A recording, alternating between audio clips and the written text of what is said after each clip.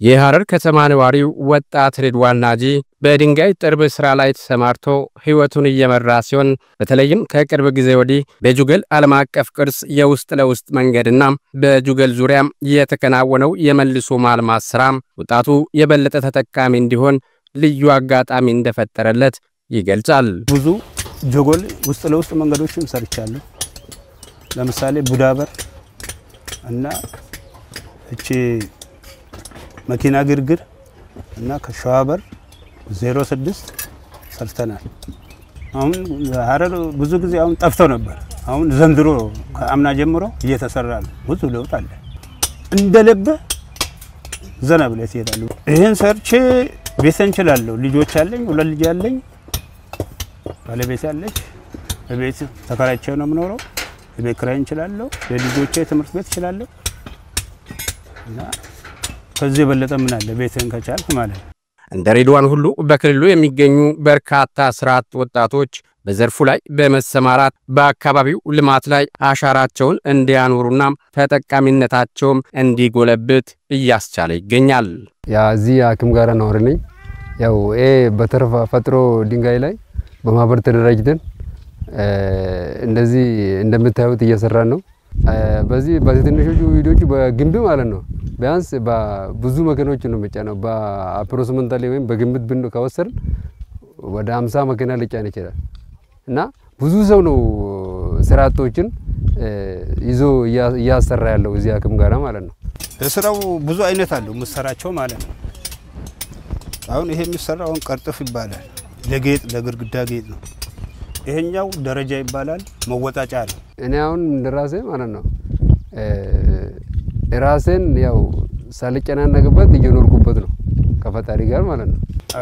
ጁገሉ ዩኔስኮ ቅርስ ነች እና እኔ አቅሜን እዛ ጋር በመሳተፌ ውስጥ ለውስጥ መንገዶች ላይ በመስራቴ በጣም እድለኛ ነኝ ማለት እችላለሁ። ለምን አንድ ነገር ሰርታ አንድ ነገር ስቀይር በጣም ደስ ይላል። የጁገል ዓለም አቀፍ ቅርስ መልሶ የማልማት ስራም ሀገር በቀል ዕውቀትና ሀብትን ጥቅም ላይ በዋለ መልኩ ውብ እንዲሆን ማድረግ ተችሏል።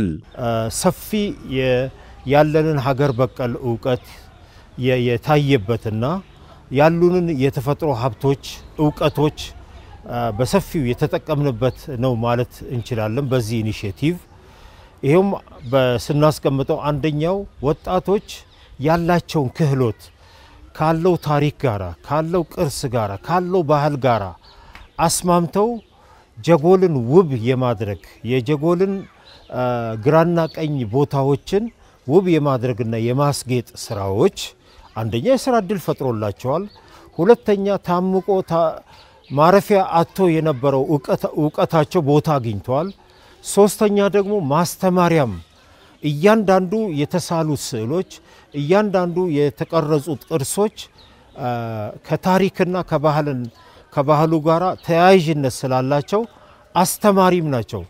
በዚህም ቀደም ሲል አደጋ ላይ የነበረው የጁገል ዓለም አቀፍ ቅርስ በአግባቡ እንዲለማ በመደረጉም አሁን ላይ ለነዋሪዎችና ለጎብኚዎች ምቹ እንዲሆን ማድረግ ተችሏል።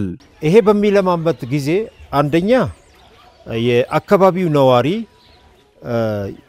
ጤናው የተጠበቀ ለመዋል ምቹ የሆነ ቦታ ላይ እንዲያገኝ አድርጎታል። አዛውንቶች ማረፊያ ቦታ አግኝተዋል። ውስጥ ላይ አይንህን የሚስብህ መልካም ነገሮችን ታገኛለህ። አረንጓዴ ነገሮች ታገኛለህ። ህፃናት የሚቧርቁበት የሚጫወቱበት ቦታም ከጀጎል ስፋት አኳያም ተገኝቷል። ከዚህም በተጨማሪ ቱሪስቶች ሐረር ሲመጡ የሚጎበኙት ቦታ የተወሰኑ ሙዚየሞችንና የጅብ ትርኢትን ካዩ በኋላ ጀጎል ውስጥ ገብተው የማያዩበት ሁኔታ ነበር። የጀጎል ቅርጽ በመቀየሩ ንጹህና ምቹ ከመሆኑ አንፃር ቱሪስቶችም ቆይታቸውን እያራዘሙ በዚህ እንትን ላይ ጀጎልን የመጎብኘት ሁኔታ ከዳር እስከ ዳር የማየት ሂደቶችንም ያደረጉበትን ሁኔታ እናስተውላለን።